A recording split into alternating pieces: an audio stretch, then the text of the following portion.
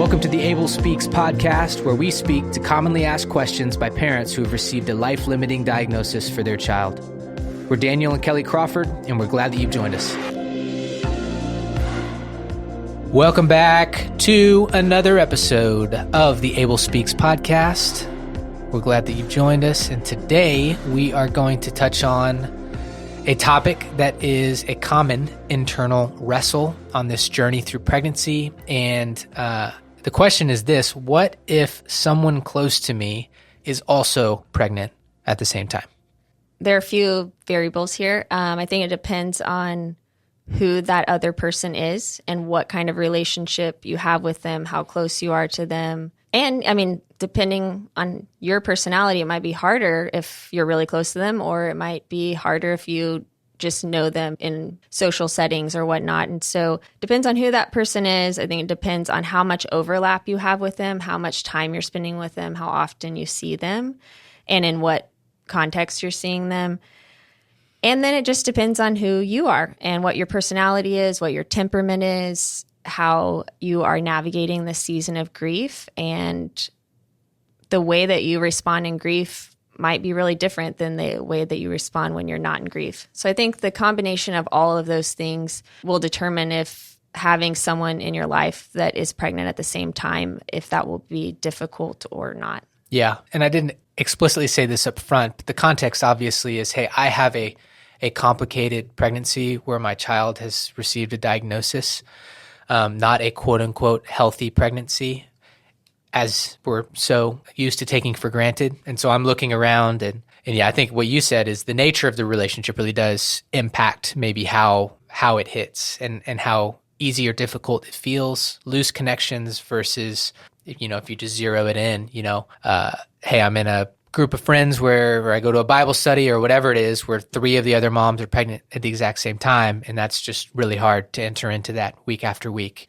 This is something that we actually personally experienced. My sister was pregnant around the same time that I was pregnant with Abel. When we actually had him, she was 6 months, about 5 or 6 months pregnant. And she had her daughter, Stella. They're Abel and Stella are almost exactly 6 months apart. And for me, personally, it wasn't a difficult situation, but my sister and I are really close. And for whatever reason, for me personally, the fact that my sister was having a little girl made it feel a lot different and less difficult, I guess. Whereas I think if she had had a little boy, it might have felt harder. I don't know. I've heard from other moms that the gender dynamic can make it feel more difficult if they're having the same gender as you. Any just practical advice you would give for parents if they're wrestling with those internal emotions? I think it can be common to feel guilty. And so I would just say that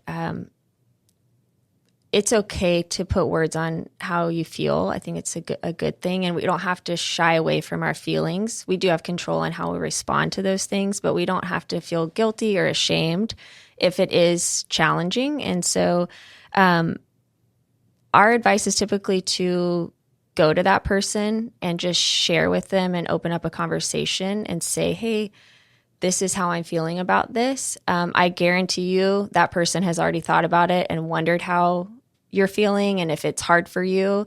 And so I think putting words on it would probably bless both of you and bless your relationship.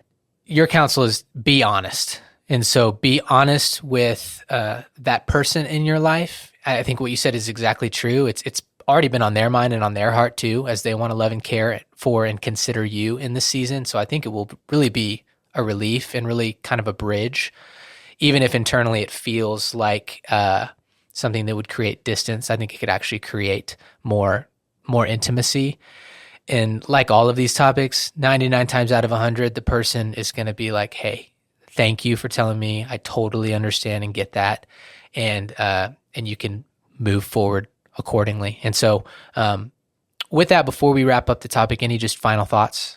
Something that we've talked about in other episodes is just the idea that we have less capacity to do things that we had done prior to being in a season of grief. And that includes the amount of people that we typically spend time with. And so our like circle of friends usually gets smaller. And I actually think there's wisdom in that, just because we can't maintain the same level of activity when we're in a deep season of grief. And so I think we have to embrace that change. I think oftentimes we try to fight it and try to maintain our normal lifestyle or normal amount of relationships. And so I think we really have to be okay with that, and that sometimes, those people that it might take more effort or energy to engage with, we might not spend as much time with them in a season of grief, but then that will change, when that relationship might pick back up later on. And so that's okay, and it's not a bad thing.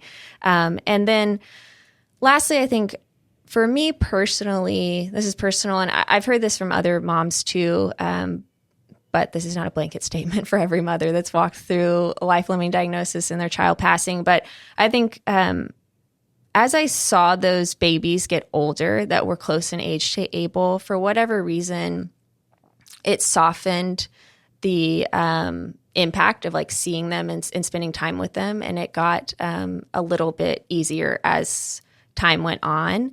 And I think for me, I just remember Abel at 15 days old. And so as those children got older, it was like, oh, well, that's not him because he's 15 days old in my mind forever, And so I think it made it a little bit easier as they got older. And then I also do think once we got pregnant again and had our daughter Mayfield, she did not replace Abel in any way, but I had a place for like my mothering, my love, my nurturing to go to. And so it did ease the grief, it never replaced Abel by any means, but it did ease the grief some. And so I think it just takes time, and that's like a cliche statement, but I do think that time helps. It doesn't erase or heal all things, but it does change our perspective and our experience to some extent. Yep. I think that's a good word and a good place to wrap up this episode of the Able Speaks podcast. Thanks for tuning in. We'll see you next time. Hey friends, thanks for listening in. We hope this content has been helpful. At Able Speaks, we exist to support families who have chosen to carry a child with a life-limiting diagnosis, and we want you to know that the foundation of that support is rooted in relationships. And so if you're a parent in this circumstance, then by all means continue listening in, but we'd really encourage you to reach out by sending an email to support@ablespeaks.org. Again, our heartfelt prayer is that this episode has served you in some way and that we might have the opportunity to serve you further in the future. The Able Speaks podcast is produced, mixed, and edited by the team at Sound of a Rose.